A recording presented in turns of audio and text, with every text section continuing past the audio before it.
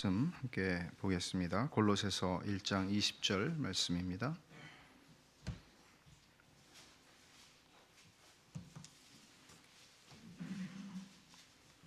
골로새서 1장 20절 말씀 우리 한 목소리로 같이 읽으십시다. 그의 십자가의 피로 화평을 이루사 만물 곧 땅에 있는 것들이나 하늘에 있는 것들이 그로 말미암아 자기와 화목하게 되기를 기뻐하심이라. 아멘. 이 앞에 그의 십자가의 피로 화평을 이루사 라고 말씀을 했습니다. 오늘 우리가 살펴보게 되는 그 철로역정의 본문은 십자가에서 짐을 벗고 곤고산까지라고 했는데 내용이 좀 많더라고요. 그래서 오늘 십자가에서 짐을 벗는다 하는 그 내용을 오늘 좀 다루려고 생각을 합니다. 존 뉴턴 아시죠? 어메이징 그레이스를 작사한 사람, 만든 사람이고 또 노예 무역상이었다가 회심을 하고 목사가 돼서 많은 영향을 미쳤던 좋은 목사님입니다. 이분이 이런 얘기를 합니다. 요크셔에서 돌아오자마자 화요일 저녁 모임에서 철로 역정을 강해하기 시작했다. 그때부터 지금까지 순례자와 함께 7개월을 여행했지만 아직도 아름다움의 궁전을 출발하지 못했다. 하지만 앞으로 3주일 내에 겸손의 골짜기를 향하여 떠날 수 있으리라 믿는다. 이 책은 정말 문제의 본질로 가득 차 있어서 한 번에 한 페이지 또는 심지어 반 페이지조차 나가지 못할 때도 있다.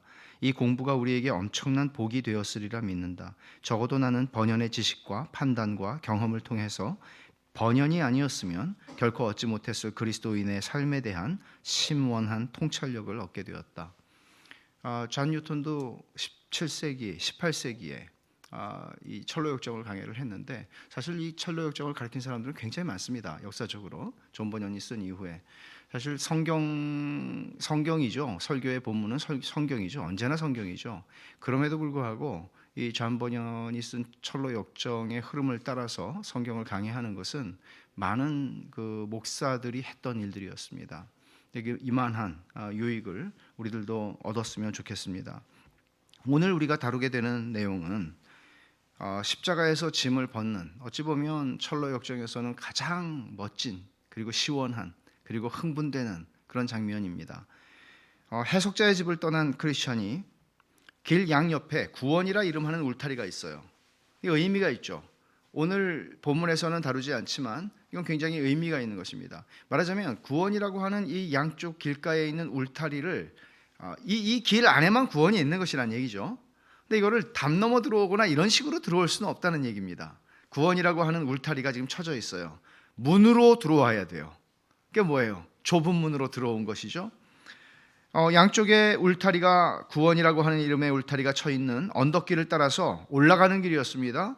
힘겹기는 하지만 쉬지 않고 계속 뛰어서 올라가서 한 언덕바지에 이르게 되는데 거기서 십자가와 그리고 그 밑에 터진 입을 벌리고 있는 무덤을 발견하게 됩니다. 크리스천이 십자가로 오르는 순간에 짐이 벗겨져서 무덤 속으로 미끄러져 내려가 보이지 않게 되었고 크리스천은 눈물을 흘리며 십자가를 바라보는데 광채를 바라는 세 사람이 그 앞에 나타나서 그에게 한 사람씩 그렇게 얘기를 하는 거예요. 하나는 죄사함을 선언하고 그 다음 사람은 새 옷을 입혀주고 그리고 마지막 사람은 이마에 표를 주고 또 봉인한 두루마리를 하나 그에게 전해주는 겁니다. 이게 오늘 내용입니다.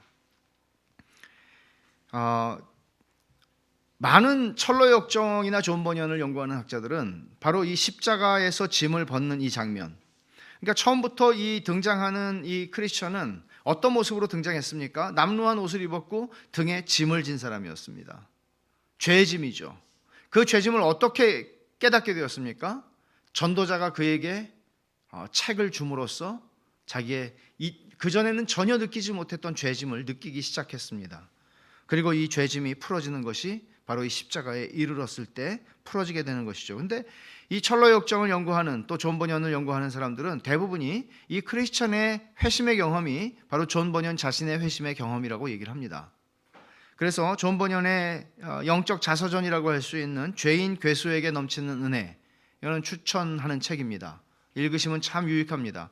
죄인 괴수에게 넘치는 은혜, 우리말로도 한 두세 곳에서 번역한 걸로 알고 있는데 존 버년 자신의 경험에서 나온 것인데 그가 이 책에서 이런 얘기를 합니다. 그의 십자가의 피로 화평을 이루사, 바로 오늘 우리가 읽은 이 본문 말씀입니다. 골로새서 1장 20절. 그의 십자가의 피로 화평을 이루사.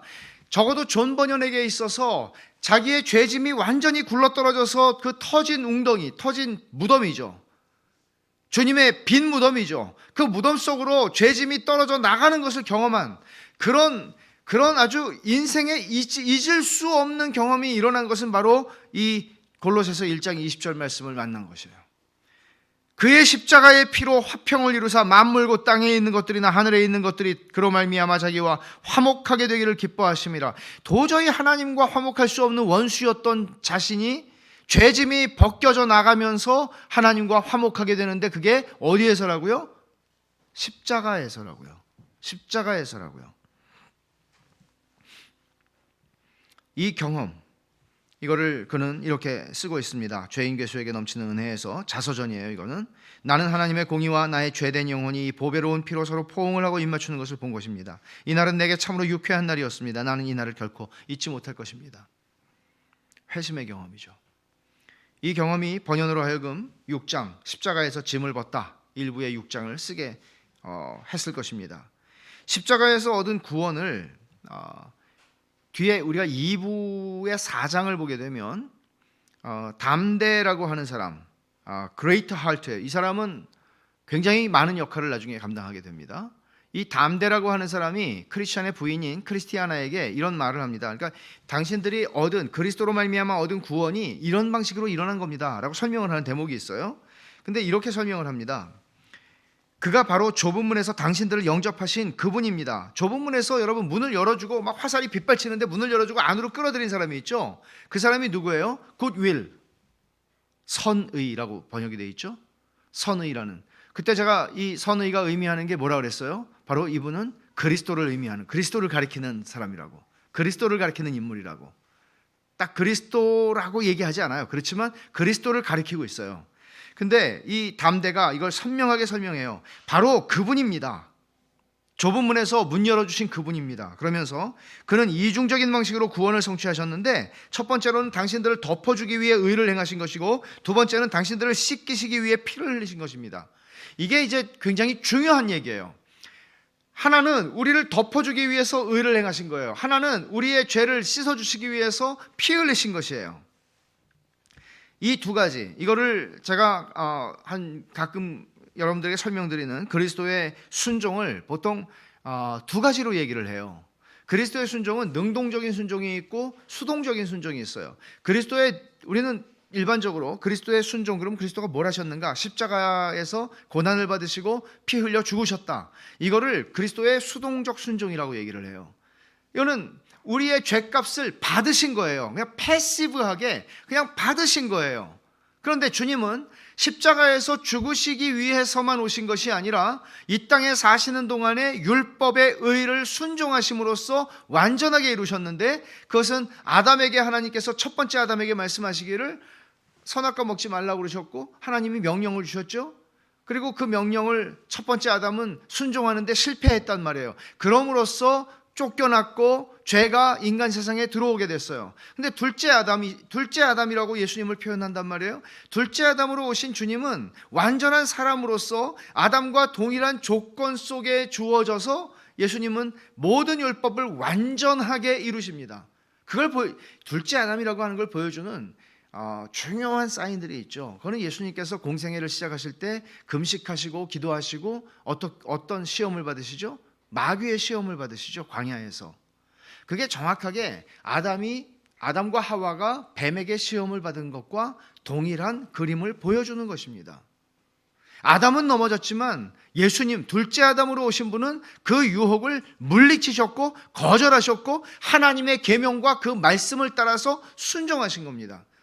예수님께서 율법을 뭐라고 얘기하셨어요? 율법은 하나님을 사랑하고 이웃을 사랑하는 것이다. 하나님을 어떻게 사랑해요?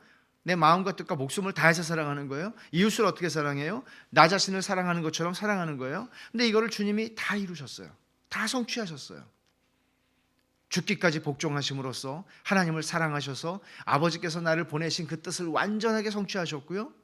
그리고 원수까지도 사랑하심으로써 예수님은 율법을 완전히 성취하십니다. 그럼으로써 첫째 아담이 실패한 율법을 지킴으로써 의로움에 이르러야 했는데 실패한 그것을 둘째 아담으로 오신 예수님께서는 완전히 순종하셔서 율법의 완전한 의를 성취하신 겁니다.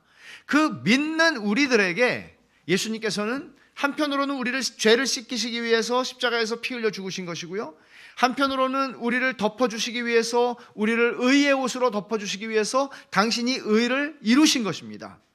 그래서 우리의 죄를 가져가시고 당신의 의로움을 우리에게 전가해 주신 것입니다. 믿는 자들에게. 그러면 우리들은 예수님께서 나의 죄를 위해서 십자가에서 죽으신 것으로 이제는 아담이 죄를 짓기 전의 상태에 이른 것이 아니라 아담은 의를 이루어야 했던 사람이었습니다. 그런데 예수님께서 우리의 죄를 가져가셨고 우리의 의가 되신 것입니다. 그러므로 우리의 구원을 완전하게 조금의 어떤 0.1%의 남김도 없이 우리가 이루어야 할 모든, 우리가 하나님의 자녀가 되고 영원한 구원을 이루기 위해서 우리가 해야 할 일을 남겨두지 않고 하나님께서 그리스도 안에서 모든 것을 다 이루어 주신 것이 여기에 나오는 그리스도의 능동적 순종, 수동적 순종이에요. 능동적 순종은 뭐라고요? 율법을 지켜 행하신 것입니다. 이 지나가면서 나오는 이런 표현들이 얼마나 존 버년 자신이 하나님의 말씀을 바르게 온전하게 드러내고 있는 표현들인지 모릅니다. 좁은 문에서 십자가에 이르기까지의 과정을 우리는 보게 되는데, 사람은 하나님 앞에서 두 언약 아래에 있다 이렇게 말합니다. 사람이 어떻게 은혜 언약 아래로 들어오게 되는가? 죄인이 행위 언약에 대해서 완전히 죽어야 은혜 언약 아래로 들어오게 되는데, 보십시오. 죄인이 죽을 때 참으로 옷벗김 당하고 수치를 당하신 예수님 앞에 완전히 엎드러질 때 죄인의 영혼과 그리스도는 얼마나 잘 어울리는 관계를 맺는가? 언제요? 죄인이 죽을 때, 참으로 옷벗김을 당하고 수치를 당하신 예수님 앞에 완전히 엎드려질 때, 십자가 앞에 엎드려질 때. 근데 그거를 로마서 6장에 있는 표현을 빌면 예수님이 십자가에서 옷벗김을 당하고 수치를 당하고 십자가에서 피 흘려 죽임을 당한 그 그리스도 예수 안에 예수를 믿는 하나님의 택함을 받은 모든 사람들이 그리스도 안에서 그들의 옛사람이 십자가에 달리신 예수 그리스도와 함께 십자가에 못 박혀 죽은 거예요. 우리는 2000년 후에 사는 사람이지만 예수님 십자가 이후에, 그러나 하나님의 택하신 바 된 백성인, 예를 들어 김형익의 옛사람이 예수 그리스도와 함께 십자가에 못 박혀 죽은 거예요. 그리스도께서 십자가에 죽으실 때 똑같이 수치를 당하고 똑같이 죽임을 당한 거예요. 하나님의 심판을 받은 거예요. 죄인의, 여기 발가벗은 죄인에게 의로우신 그리스도가 계시다. 가련한 죄인에게 풍성하신 예수님이 계시며 연약한 죄인에게 강한 예수님이 계시다. 눈먼 죄인의 예수님을 보고 무지하고 부주의한 죄인은 지혜롭고 사려 깊으신 예수님을 만난다. 말하자면 행위 언약에 대해서 죽는다, 이 얘기는 우리가 어떤 행위 언약 앞에서 어떤 죄인이며 하나님 앞에 저주를 피할 수 없는 존재라는 사실을 내가 알고 인식하고 그것을 그대로 받아들이는 것입니다. 이게 없이는 우리는 십자가 앞으로 나갈 수 없다는 얘기죠. 그래서 행위 언약에 관해서 완전히 죽을 때라는 말은 자기 힘으로는 결코 절대로 죄의 짐을 벗을 수 없다는 것을 완전하게 인정하는 거예요. 내 힘으로는 내가 죄를 해결할 수 없다는 걸 인정하는 거예요. 이게 행위 언약에 관해서 완전히 죽는다는 표현이에요. 자신 안에 하나님을 기쁘시게 할 수 있는 선이 존재하지 않는다는 것을 인정하는 거예요. 그래서 이런 인정을 한다는 것이, 여러분, 우리가 일반적으로 다 괜찮은 사람일 겁니다. 괜찮은 사람으로 사는데 복음이 우리에게 말하는 건 뭔가 하면, 당신은 이런 사람이다. 당신은 행위 언약 앞에서 당신은 죄인이고 당신이 가지고 있는 의로움이라는 것은 걸레에 불과하다. 이게 성경이 우리에게 얘기하는 거예요. 그러니까 멀쩡히 잘 살고 있는, 도덕적이고 교양이 있고 품위가 있고 점잖은 사람에게 복음은 뭐라고 얘기하냐면 당신은 그런 사람이라고 얘기하는 거예요. 그러면 이런 얘기를 들을 때 그 얘기를 얼마나 기분이 나쁜 얘기입니까? 얼마나 기분이 나쁜 얘기. 이런 얘기를 내가 생전 들어보지도 않았는데 당신이 뭔데 나한테 이렇게 얘기하느냐고. 이게 복음이 우리에게 얘기하는 거예요. 물론 우리가 다짜고짜 복음을 전한다고 해서 당신 걸레 같은 사람이군요, 이렇게 얘기하는 거는 미련한 짓이죠. 그러나 복음이 우리에게 말하고 있는 게 무엇이라는 것은 얘기해 줘야 돼요. 그거는 인간의 자존심을 짓밟는 얘기입니다. 우리의 잘남, 내가 믿고 살아가는 내 잘남을 무너뜨리는 얘기입니다. 적어도 저와 여러분들이 예수를 믿는 사람이고 하나님의 자녀가 되었다면 우리는 적어도 그걸 지나간 사람들이어야 합니다. 하나님 앞에서 내가 아무것도 아닌 존재요, 하나님 앞에서 내가 영원히 죽을 수밖에 없는 죄인이요, 하나님 앞에서 내가 벌레와 같은 존재라는 것을 한 번은 인정한 사람들입니다. 그게 아니고서 갈 수 없는 것입니다. 그래서 이것은 자존심, 자존감이 최초로 죽는 경험입니다. 최초의 자기 부인입니다. 하나님, 내가 잘난 사람인 줄 알고 살았는데 아무것도 아니군요. 이 고백을 하는 겁니다. 이게 없이 교인이 된 사람들은 참된 자기 부인에 이를 수가 없습니다. 주님을 따라가는 것은 자기를 부인하고 십자가를 지고 주님을 따라가야 되는데 자기를 부인할 수가 없습니다. 최초의 자기 부인은 회심 때 일어나는 겁니다.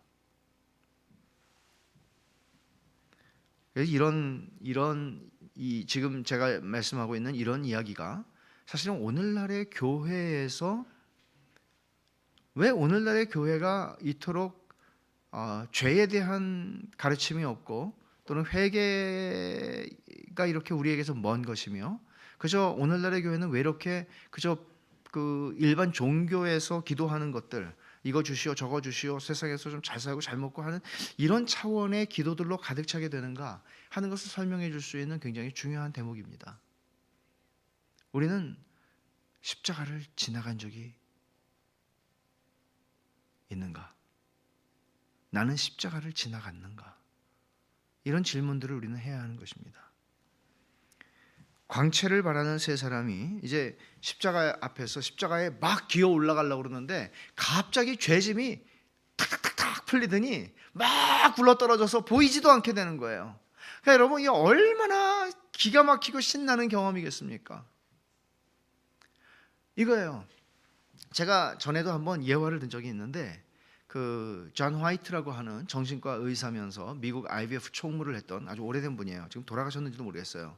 그분이 쓴 책에 보면은 회심에 대해서 설명하는 굉장히 좋은 예화가 나옵니다. 그것은 그 나비가 되기 위해서 이제 고치 안에 있는 막 이제 날개가 나오고 날개짓을 하는 거예요. 근데 이걸 보면서 이제 보다 못해서 아유 저 어린 나비가 저렇게 불쌍하게, 그리고 가위를 갖고 와서 고치를 싹 잘라줬다는 거예요.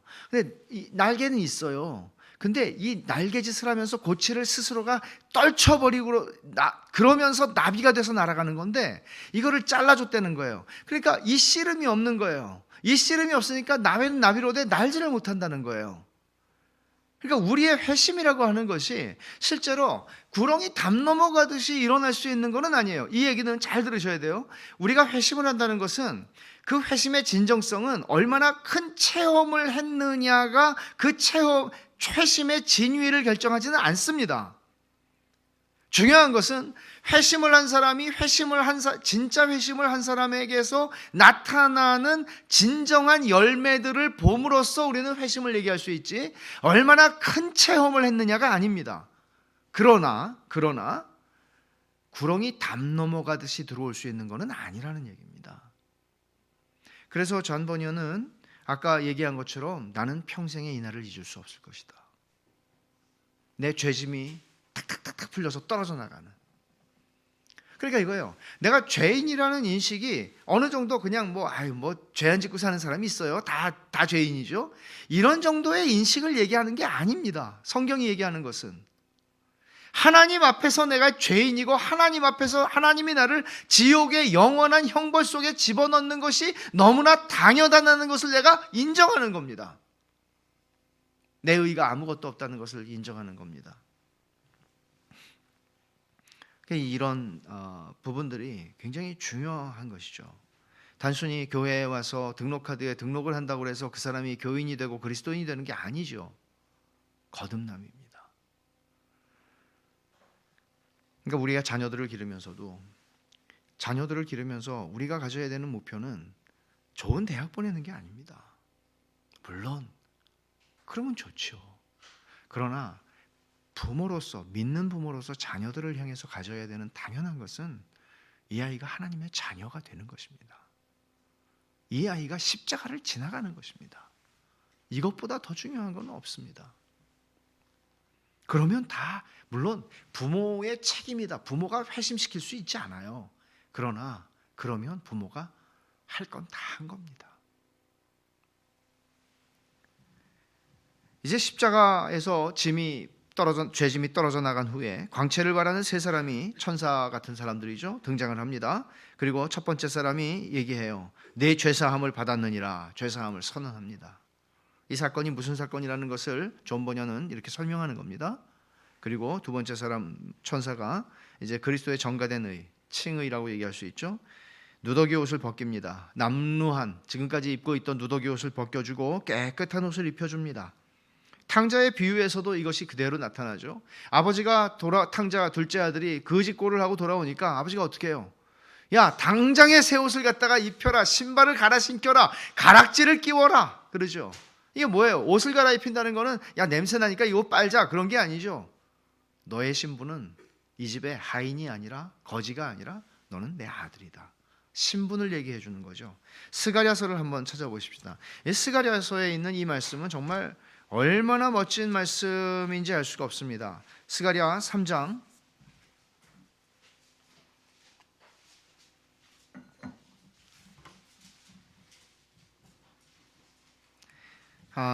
이 3절부터 보는 것보다는 1절부터 좀 보면 되겠어요. 1절에 대제사장 여호수아는 여호와의 천사 앞에 섰고 사탄은 그의 오른쪽에 서서 그를 대적하는 것을 여호와께서 내게 보이시니라.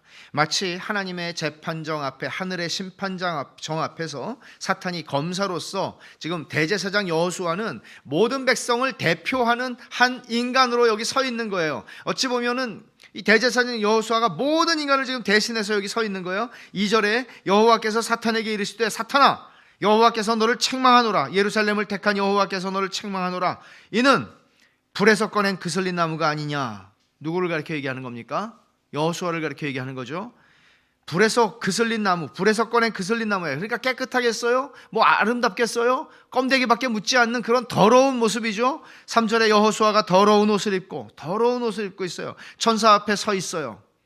아무 할 말이 없는 거죠. 더러운 옷을 입고. 4절에 여호와께서 자기 앞에 선자들에게 명령하사 그 더러운 옷을 벗기라 하시고 또 여호수아에게 이르시되 내가 네 죄악을 제거하여 버렸으니 내게 아름다운 옷을 입히리라 하시기로 내가 말하되, 지금 이거는 스가랴 선지자가 지금 그 환상을 보고 있는 거예요. 스가랴 선지자가 말합니다. 내가 말하되 정결한 관을 그의 머리에 씌우소서 하매 그 정결한 관을 그 머리에 씌우며 옷을 입히고 여호와의 천사는 곁에 섰더라. 사탄은 지금 이 여호수아, 이 대제사장 여호수아를 보십시오. 이 더러운 옷을 입고 더러운 행실을 보여주는 것 아닙니까? 이가 어떻게 하나님 앞에서 의로울 수가 있습니까? 라고 고소하는 거예요. 근데 하나님께서 그래요. 내가 명하는데 새 옷 입히라고. 새로운 신분을 주시는 거죠. 이게 우리들이 하나님 앞에 서게 될 때 일어날 일이에요. 십자가를 지나간 모든 사람들 가운데 실제로 하나님의 재판정에서 일어나게 될 일이에요. 그리고 면류관을 씌워줍니다. 이런 모습을 지금 크리스찬은 경험하는 것입니다. 세 번째 천사가 말합니다. 천사가 이마에 표를 줍니다. 그리고 봉인된 두루마리 한 개를 주는데, 이마에 표를 준다는 것은 이런 의미로 이해할 수 있습니다. 에스겔을 한번 가보십시오. 이것도 심판의 장면인데, 에스겔 9장에 보면은 하나님께서 이제 심판하는 천사들을 보내어서 예루살렘을 성전부터 시작해서 심판을 하시죠. 근데 에스겔 9장에 보면 이제 심판하는 천사들을 보내시면서도 하나님께서 당부하십니다. 4절에 여호와께서 이르시되 너는, 천사를 가리켜 말하는 것이죠, 예루살렘 성읍 중에 순행하여 다니면서 그 가운데에서 행하는 모든 가증한 일로 말미암아 탄식하며 우는 자의 이마에 표를 그리라 하시고, 그러니까 가증하고 우상 숭배하고 이런 배교의 모습들이 일어나는데 그것 때문에 가슴 아파하고 눈물을 흘리며 하나님 앞에서 기도하고 탄식하는 사람들이 있다는 거예요. 경건한 사람들이에요. 남은 자들이에요. 얼마 되지 않은 소수의 사람들이에요. 근데 심판을 행하시기 전에 먼저 이 사람들의 이마에 표를 그리래요. 이 사람들을 심판하지 않도록, 심판 피해가도록. 그리고 6절을 볼까요? 늙은 자와 젊은 자와 처녀와 어린이와 여자를 다 죽이되 심판을 하는 거예요. 긍휼을 베풀지 말래요. 불쌍히 여기지도 말래요. 심판하되 이마에 표 있는 자에게는 가까이 하지 말라. 내 성소에서 시작할지니라. 성전에서 시작하라고 그래요. 하심에 그들이 성전 앞에 있는 늙은 자들로부터 시작하니라. 장로들로부터 시작하는 거예요. 이스라엘의 장로들로부터. 성전에서부터 시작하는 거예요. 근데 누구는 건들지 말라고요? 이마에 표 있는 자들은 건들. 표를 주신 거예요. 표를 주신 거예요. 구원의 표를 주신 거예요. 두루마리도 마찬가지예요. 두루마리를 주면서 그 천사가 말합니다. 길을 가면서 두루마리에 적힌 내용을 읽고 천국문에 이르렀을 때 그걸 제시하세요. 구원의 표를 주는 거예요. 근데 구원의 표인데 그걸 읽으래요. 그러니까 여러분 처음부터 전도자가 그에게 책을 주고 죄짐을 느끼게 되고 그 다음에도 계속 이 성경에 대한 강조가 많이 나온다고 그랬죠. 여기서도 마찬가지예요. 이걸 읽고 가라는 거예요. 그리고 그것이 주님 앞에 섰을 때 천국 문에 갔을 때 이게 당신이 통과할 수 있는 통행증이라고 얘기를 하는 거예요. 하나님의 말씀이에요. 하나님의 말씀이에요. 중요한 질문이 있어요. 그래서 이 질문 때문에 제가 사실은 오늘 공고의 산에 이르지를 못하게 되는데 이 질문을 좀 잘 생각할 필요가 있어요. 왜 번연이 크리스천으로 하여금 낙심의 늪을 만나고 좁은 문을 지나는 한참의 여정을 지나서야 십자가에 이르게 하고 거기서 짐을 벗게 했을까요? 여러분 생각해 보세요. 여러분들은 어때요? 여러분들은 좁은 문으로 들어왔어요. 그리고 좁은 문 지나기 전에도 이제 복음을 듣고 나서 절망의 늪에, 낙심의 늪에 빠져가지고 허우적거리다가 아유 가 말어 그러다가 어떻게 또 왔어요. 그리고 좁은 문을 또 지났어요. 그리고 나서 십자가를 지금 지나가는 거예요. 그럼 여러분 왜 시작할 때부터 십자가로 갈 수는 없나요? 굉장히 중요한 질문이에요. 이거는 왜 존 버녀는 이 크리스천으로 하여금 이 긴 과정을 통해서 십자가에 이르게 하는 거예요. 좁은 문을 지나가야 십자가에 이르나요? 성경에 그렇게 쓰여져 있나요? 아니면 전도자는 왜 처음부터 십자가로 가라고 그렇게 얘기를 하지 않고 저기 불빛, 좁은 문 보이세요? 안 보이는데요? 그러면 저기 불빛은 보이세요? 조금 보이는데요? 그러면 글로 가십시오. 이렇게 얘기를 할까요? 왜 처음부터 십자가로 가라고 얘기를 안 하는 걸까요? 이 문제는 우리가 굉장히 깊이 생각해 봐야 할 중요한 문제이고 철로 역정의 몇몇 대목 중에서 가장 논란이 많은 대목이 바로 이 대목입니다. 하나의 해석입니다. 이미 좁은 문으로 들어왔을 때 크리스천은 중생한 것으로 보아야 한다면, 이거는 우리의 해석이에요. 하나의 해석이에요. 십자가에 이르러 죄사함을 받게 되는 이 유쾌한 감격의 사건은 그의 회심으로 이해할 수 있다. 어떤 거죠? 여러분 거듭남과 회심이라고 하는 것을 여러분 선명하게 이해하고 계십니까? 중생을 거듭남이라고 그러고 회심은 회심이에요. 회심이라는 거는 무엇과 무엇이 합쳐진 말이죠? 회개와 믿음이죠. 회개와 믿음이에요. 회개와 믿음이라는 것은 동전의 양면과 같아서 우리는 예수님을 믿으면 구원을 받는다라고 얘기하고 있지만 그러나 그것은 이미 회개와 믿음을 포함하는 얘기입니다. 말하자면 우리가 가던 길을 가면서 예수님을 붙잡고 같이 가는 것이 아니라 우리가 예수 믿기 전에 가던 그 길에서 유턴을 하는 거예요. 그게 회개예요. 유턴을 해서 그리스도와 함께 믿음으로 걸어가는 거예요. 내가 인생에서 그리스도 없이 살던 인생을 계속해서 그 방향으로 사는 사람은 그거는 회심이 안 된 것이죠. 그런데 회심이라고 하는 것은, 자, 제가 또 질문을 드릴게요. 여러분이 잘 이해를 하시는지. 회심이 먼저예요? 중생이 먼저예요? 중생이 먼저예요? 회심이 먼저예요? 이거는 아주 확실하게 대답을 하셔야 돼요. 네? 네, 거듭남이 먼저죠. 왜 그렇습니까? 성경이 얘기하는 것은 우리는 이미 영적으로 죽은 존재예요. 하나님께서 우리에게 믿음을 주셔서 우리를 살려내시질 않으면, 이게 하나님이 주시는 믿음인데, 하나님이 우리를 먼저 살려내시지 않으면 우리가 복음을 듣고 반응을 못해요. 그 반응이 뭐죠? 믿고 회개하는 거예요. 살려야 그 다음에 내가 회개를 할 수가 있고 믿을 수 있는 거예요. 그래서 우리가 중생했다고 얘기할 때 구원파가 얘기하는 것처럼 중생이 당신 몇 월 며칠 몇 시에 중생했어 이렇게 얘기해서 대답 못하면 당신 가짜라고 얘기하는 이런 방식으로 우리가 얘기하지 않아요. 성경은 중생이라고 하는 것을 주님께서 요한복음 3장에서 말씀하실 때 그것은 바람처럼 어디서 왔는지 어디로 가는지 모른단 말이에요. 성령의 역사는 그렇게 신비해요. 그래서 우리는 내가 중생을 했는지 안 했는지 그것을 경험적으로 알 수도 있고 모를 수도 있어요. 경험적으로 알게 되는 경우는 중생과 회심이 같이 일어날 때예요. 같이 일어나는 거예요. 회심이라고 하는 건 내가 믿음과 회개로 반응하는 것이기 때문에 내가 내 의식 속에서 그거를 알아요. 이걸 중생과 똑같이 말하진 않아요. 중생했기 때문에 회심하는 거예요. 그러나 이게 언제나 이 시간이 길다라고만 생각할 필요는 없어요. 이건 논리적인 순서이기 때문이죠. 그러니까 이게 있어야 후자가 있는 것이죠. 중생해야 회개가 있고 믿음이 있는 거예요. 그러니까 그런 의미에서 우리가 이해를 할 수가 있는데, 여기서 지금 설명하는 게 바로 그런 이야기죠. 좁은 문으로 들어왔을 때 중생한 것으로 이해를 하고, 십자가에서 죄사함을 받게 되는 이 유쾌한 감격의 경험, 그러니까 막 껑충껑충 뛰고 눈물을 흘리고 그러거든요, 크리스천이. 이거는 회심이란 말이에요. 이게 하나의 해석입니다. 성령님께서 중생하게 하신 은혜는 크리스천이 십자가를 개인적으로 대면하게 되었을 때, 그가 십자가의 의미를 알고 거기서 그리스도께서 자기를 위해 이루신 일을 깨닫게 되었을 때 깊은 감격과 은혜의 체험으로 자기 죄짐이 다 벗겨져 다시는 보이지 않는 무덤 속으로 떨어져 버리게 된 것을 확인했다. 깊은 감격과 은혜의 체험, 이건 경험이에요.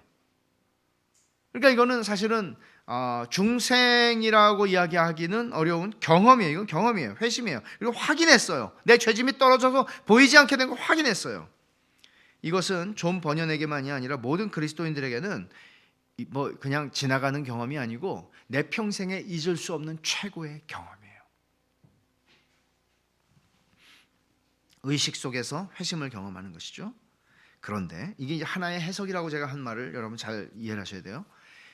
이 해석 이것만이 다는 아닙니다. 여기에 대해서 문제를 제기하는데, 스펄전처럼 존 버년의 철로 역정을 사랑했던 사람은 없을 거예요. 스펄전은 제가 처음에 그 존 버년의 철로 역정을 첫날 소개할 때 제가 그랬죠. 스펄전은 이거를 100번 읽었다고. 어떤 분을 뵀는데 그분은 해마다 철로 역정 한 번씩 읽는다는 거예요. 해마다. 근데 여러분, 스펄전이 그렇게 철로 역정을 사랑했고 존 버년을 좋아했는데, 스펄전이 아주 따뜻한 비판을 합니다.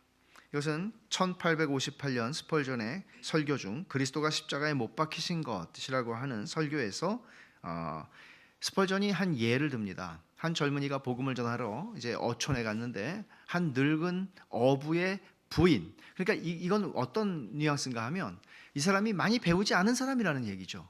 그냥 아주 평범한 시골에 그냥 한 노인, 여자 노인이라는 얘기죠. 그에게 복음을 전하는데 그 부인이 이렇게 얘기를 합니다. 존 버년의 이야기 속에서 복음 전도자는 복음을 전하지 않는 목사랍니다. 완전히 이거는 굉장히 대놓고 하는 비판이죠.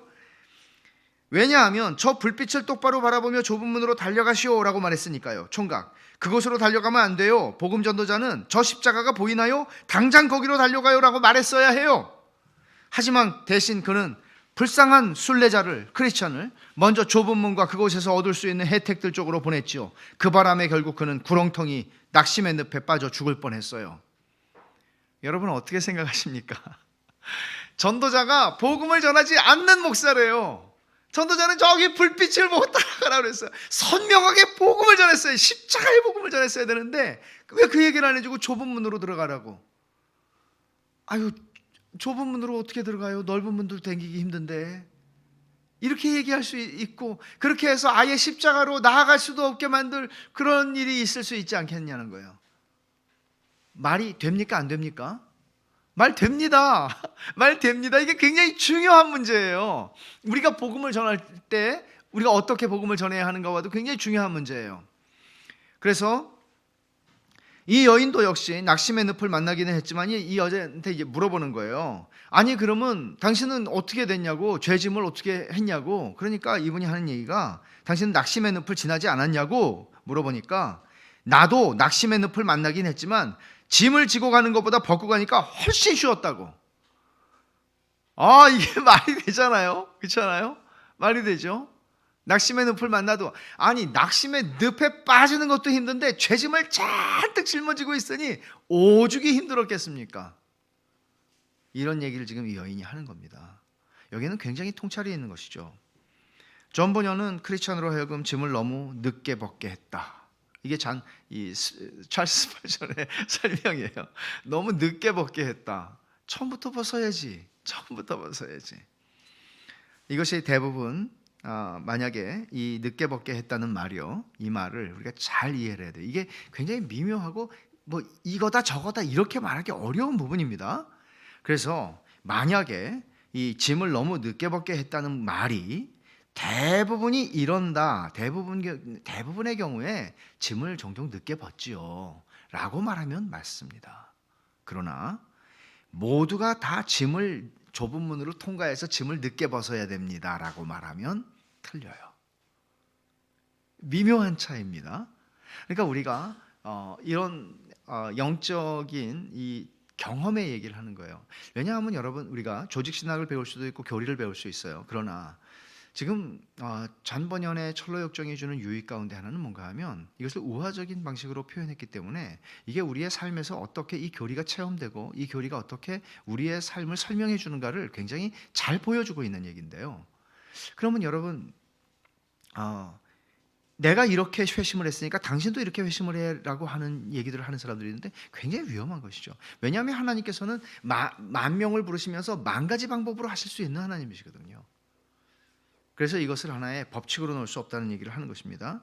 그러나 크리스천의 십자가 경험에 반영되고 있는 이 존 버년의 회심 체험은, 그러니까 지금 이 존 버년 아까 제가 얘기했죠. 영적 괴수에게 넘치는 은혜라고 하는 자기의 영적 체험, 영적 회심의 체험을 지금 크리스천의 회심 체험에 반영하고 있는 거예요. 자기 얘기를. 그러니까 이런 관점에서 이 회심 이야기를 보게 되면 이거는 모든 그리스도인의 회심 체험의 표준이 될 수 있을까? 스탠다드가 될 수 있을까? 이게 이제 학자들이 던지는 질문입니다. 그러니까 존 버년의 그 영적 괴수에게 넘치는 은혜라고 하는 그 책을 여러분이 읽어보시기를 권하는데, 그 책에서 존 버년은 사실 몇 년 동안을 굉장히 그 죄의 문제를 가지고 씨름하고, 이 사람이에요 진짜. 죄짐을 벌써 떠났다 확신이 없는 거예요. 근데 그게 완전히 벗겨지는데 한 4년 걸린단 말이에요. 그러니까 그동안에 구원의 확신이 있을 수 있습니까? 없죠. 그리고는 그렇게 고생을 한 사람이기 때문에 그 죄짐을 벗었을 때 어땠을까요, 여러분? 그렇게 고생을 했기 때문에 이거는 이루 말할 수 없는 어떤 언어로 형언할 수가 없는 그런 은혜로운 체험이란 말이에요. 기쁨의 체험이란 말이에요. 근데 이게 모든 그리스도인들의 표준이 될 수 있는가? 뭐예요? 죄짐을 지고 가는 것도 만만한 일이 아닌데 좁은 문으로 들어가라고 그래요. 좁은 문으로. 아직 나에게 이런 십자가의 은혜를 경험하지 못했음에도 불구하고 과연 좁은 문으로 들어갈 수 있을까? 거기서 낙심해서 다 빠져버리면 어떡하나? 중도 포기해버리면 어떡하나? 우리 이런 생각들을 의당할 수 있죠. 그래서 우리가 실제적인 얘기를 하는 것은 우리가 어떤 사람에게 복음을 전할 때 얼마나 어려운 길을 제시할 것인가. 예수 믿으면 사업도 망해요. 믿음대로 살려고 그러면 망하는 수가 있으니까 잘 보고 하세요. 이렇게 할 거예요. 그러나 분명히 주님께서 복음을 주실 때 이렇게 말씀하시죠. 제자로 부르실 때 코스트, 비용을 계산하라. 내가 예수님을 따라갈 때 어떤 비용을, 대가를 지불하게 될지, 내 인생에서. 복음을 전할 때 우리는 이거 해야 합니다. 근데 어떻게 해야 하는가? 이런 문제들을 이 이야기는 사실 다루고 있는 것인데요. 오늘날 회심에 있어서 율법의 기능에 대한 무지와 간과에 대해서 주는 메시지가 무엇인가를 생각해 보십시오. 여러분, 제가 누누이 말씀을 드리지만 복음이 굿뉴스가 되기 위해서는, 그 굿뉴스가 되기 위해서는 복음을 전해주기 위해서 배드뉴스, 나쁜 소식이 먼저 전해져야 합니다.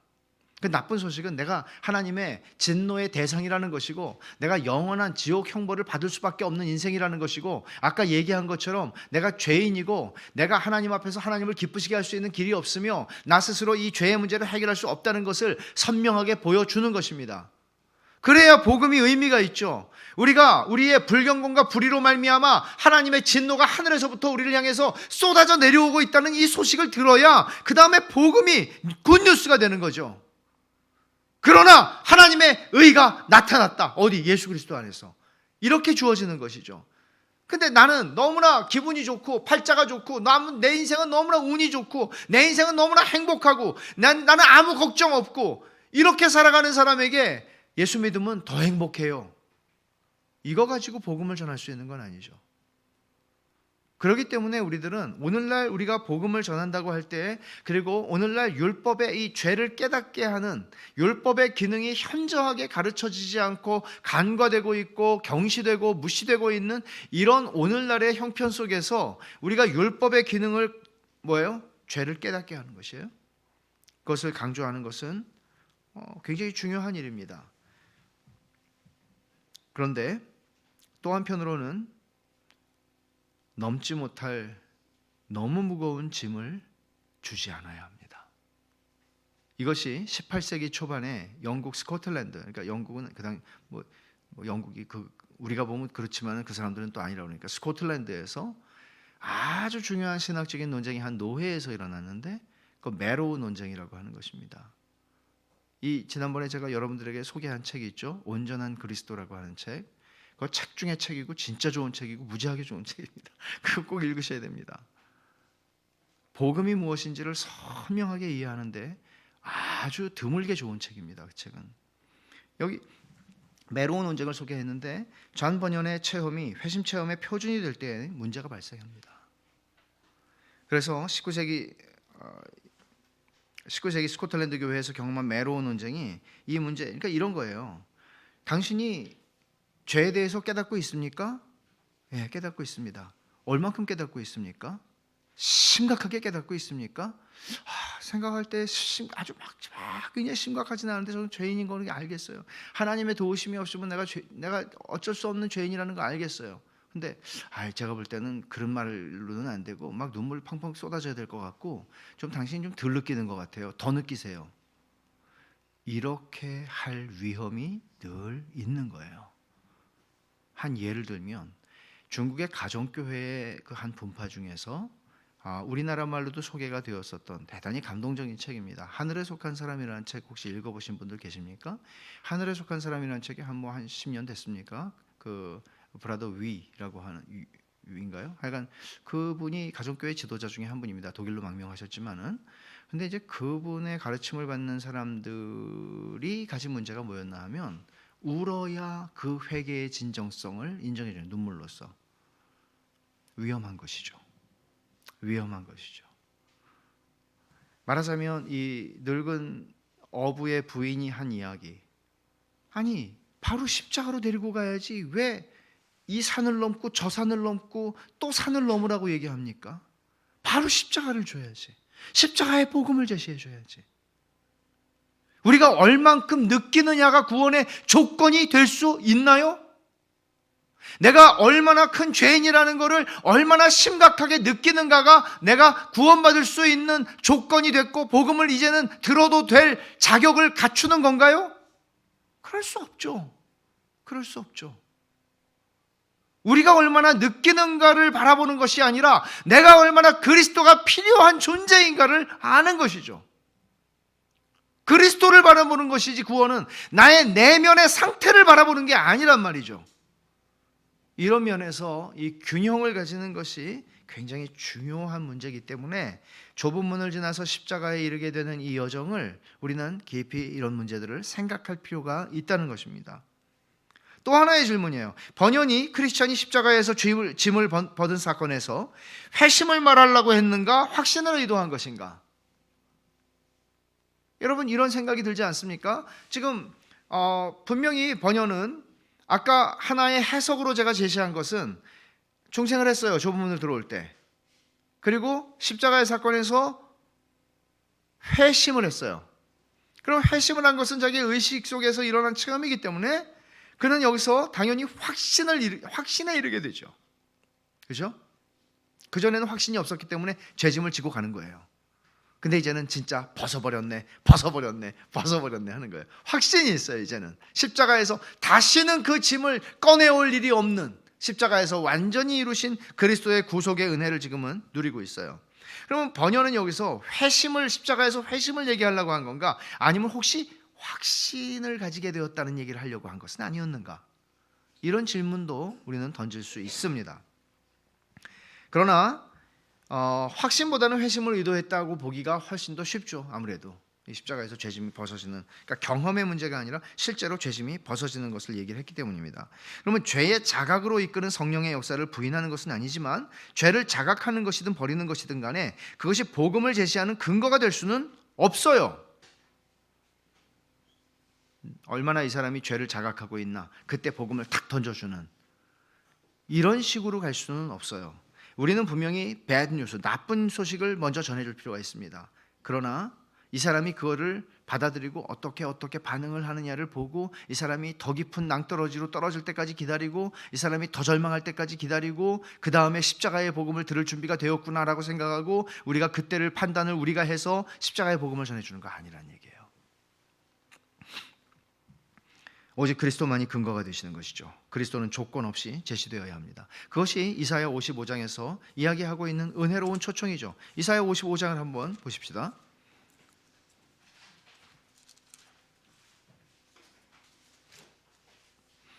1절부터 3절에 있는 말씀을 제가 읽겠습니다. 오호라, 너희 모든 목마른 자들아 물러나오라. 돈 없는 자도 오라. 너희는 와서 사 먹되 돈 없이 값없이 와서 포도주와 젖을 사라. 너희가 어찌하여 양식이 아닌 것을 위하여 은을 달아주며 배부르게 하지 못할 것을 위하여 수고하느냐. 내게 듣고 들을지어다. 그리하면 너희가 좋은 것을 먹을 것이며 너희 자신들이 기름진 것으로 즐거움을 얻으리라. 너희는 귀를 기울이고 내게로 나와 들으라. 그리하면 너희의 영혼이 살리라. 내가 너희를 위하여 영원한 언약을 맺으리니 곧 다윗에게 허락한 확실한 은혜니라. 아무든지 돈 없이 값 없이 그냥 와서 포도주와 젖을 먹고 마시라는 거예요. 이게 은혜로운 주님의 초청이에요. 당신은 아직 자격이 안 돼요. 당신은 더 울어야 돼요. 당신은 더 죄의식을 가져야 돼요. 당신은 더 괴로워해야 돼요 라고 말할 수는 없어요. 나쁜 소식을 주지만, 그러나 우리 십자가의 복음을 줘야 돼요. 우리가 빠질 수 있는 위험은, 구원에 있어서 그리스도를 바라보지 않고 우리 내면을 바라보는 위험이, 우리가 늘 그런 위험 가운데 있어요. 제가 전에 도르트 신조를 강의하면서도 그 얘기를 그 저자인 그 프랑크 코넬리우스 목사님, 코르넬리스 목사님도 계속 그 얘기를 하는 거예요. 나를 바라보는 게 아니고 내 상태, 내 내면이 얼마나 지금 깨닫고 있고, 내가 지금 죄로 인하여 심각한 것을 알고 있고, 이런 내면을 바라보는 게 아니라 그리스도를 바라보는 거예요. 신앙은 히브리서에서도 지금 우리가 묵상하는 히브리서 말씀, 어저께 오늘 그리스도를 바라보는 거예요. 그리스도를. 내가 얼마나 주님을 사랑하고 있나를 괴로워하면서 내가 자책하면서 생각하는 게 아니라, 그리스도께서 나를 어떻게 사랑하셨고 하나님 아버지께서 그리스도 안에서 내게 베푸시는 내가 얼마나 큰지를 묵상하는 거예요. 내가 주님 얼마나 사랑하는 나를 묵상하는 게 아니에요, 기독교는. 그래서 죄를 얼마나 자각해야, 얼마나 슬퍼해야, 죄에서 얼마나 돌아서야 다음 단계, 십자가에서 죄의 짐을 벗는 단계로 갈 수 있나? 틀린 얘기입니다. 이거는 우리가 결정하지 않습니다. 성령께서 그 사람 안에서 행하시는 것을 우리는 바라고 복음을 주는 것입니다. 오늘 이 짧은 얘기지만, 십자가에서 크리스천이 죄의 짐을 벗어버리는 이 장면에서 우리는 이런 질문들을 스스로에게 할 필요가 있습니다. 나는 십자가의 경험이 있는가? 나는 십자가를 경험했나? 중요한 문제입니다. 그리고 나는 내 회심을 어떻게 이해하고 설명할 수 있는가? 내 회심을. 제가 이제 가령 이런, 어떻게 주님을 만나셨어요? 그러면 굉장히 거창한, 막 콧물 흘리면서 막 이런 일이 있었답니다. 막 세상이 달라 보였다. 꼭 이런 얘기를 바라는 게 아닙니다. 그러나 분명히 나의 회심을 설명할 수 있습니다. 왜냐하면 우리는 구렁이 담 넘어가듯이 들어가질 않거든요. 중생의 경험, 중생의 날짜 시간을 물어보는 게 아닙니다. 내가 어떻게 하나님의 은혜를 처음으로 만났고, 내가 어떻게 자기 부인을 처음으로 하게 되었는지. 다시 말하지만 회심의 체험의 정도가 회심의 진위를 결정하는 기준이 아닙니다. 회심한 이후에 우리의 삶의 열매들이 중요한 것입니다.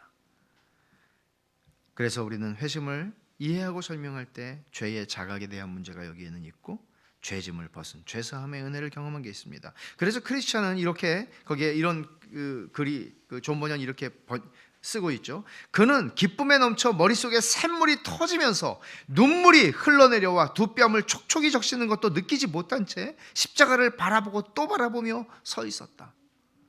이 얼마나 놀라운 표현이에요. 머릿속에 샘물이 터지면서, 기쁨이 넘쳐서 머릿속에 샘물이 터지면서 막 표현할 수 없는 그런 은혜가 있었던 것이죠. 게다가 크리스천은 기쁨에 못 이겨 서너 번 껑충껑충 뛰고 나서 노래를 부르며 길을 떠났다. 이게 이 십자가에서 짐을 벗는 장면의 마지막 대목입니다.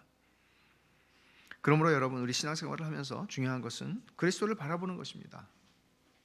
그리스도를 바라보는 것입니다. 그리스도를 바라보는데 여러분, 이렇게 그리스도를 뭘 바라보라는 거지? 그리스도가 어디 계신데 그리스도를 바라보는, 십자가를 집에다가 걸어놓고 바라보라는 것인가? 성경이 말씀하고 있는 그리스도를 아는 지식이 없이는 그리스도를 바라볼 수가 없는 것이죠. 하나님의 말씀을 묵상함을 통해서 우리는 그리스도를 바라보는 것이죠. 십자가 걸어놓고 하라는 게 아니라 이 말씀, 두루마리를 주며, 봉인된 두루마리를 주며, 이거 마지막에 천국문에 이르면은 들어가는 증서로 쓰세요 하면서 길 가는 동안 이걸 읽으세요. 여러분, 하나님의 말씀이 없이, 하나님의 말씀을 읽고 묵상함이 없이 십자가를 바라볼 수 없으며 그리스도를 바라볼 수 없습니다. 왜냐하면 주님께서 말씀하시기를 이 성경이 곧 내게 대하여 증거하는 것이라. 성경은 그리스도에 대해서 말하는 것입니다. 그 은혜를 우리가 누려야 합니다. 십자가를 바라보는 것입니다. 아까 우리가 부른 찬송처럼 십자가 십자가 무한 영광일세, 그런 고백은 패니 크로스비가 비록 태어나자마자 의사의 실수로 평생 90평생을 소경으로 살았지만, 그러나 그녀는 믿음의 눈으로 십자가를 바라보며 무한 영광일세 라고 노래를 한 것입니다. 우리의 마음의 준비 상태가 아니라 그리스도의 완전하신 구속의 효력과 은혜를 묵상하고 의지하고 그 은혜에 기대어 오늘도 살아가는 것입니다. 이렇게 우리의 철로 역정의 하루하루가 그렇게 가는 것입니다. 놓치지 맙시다. 이런 은혜를 누릴수록 우리는 신자답게 살 것입니다. 신자답게. 기도하십시다. 하나님 아버지, 감사합니다. 하나님께서 저희들을 사랑하시되 말씀으로만 사랑하신 것이 아니라 성자 하나님께서 육신을 입고 이 땅에 오셔서 모진 고난과 인간으로서 당할 수 있는 모든 수치와 굴욕을 당하시고 십자가에서 피 흘리심으로 저희들의 죄를 다 씻어주시고 우리의 없는 의를 이루어 주시기 위하여 율법을 수여하신 하나님이 율법 아래에 오셔서 율법을 다 순종하심으로 둘째 아담의 의를 저희들에게 허락하여 주시는 은혜를 감사합니다. 하나님 아버지, 이 풍성하고 깊은 은혜를 성경에 써놓으셨으니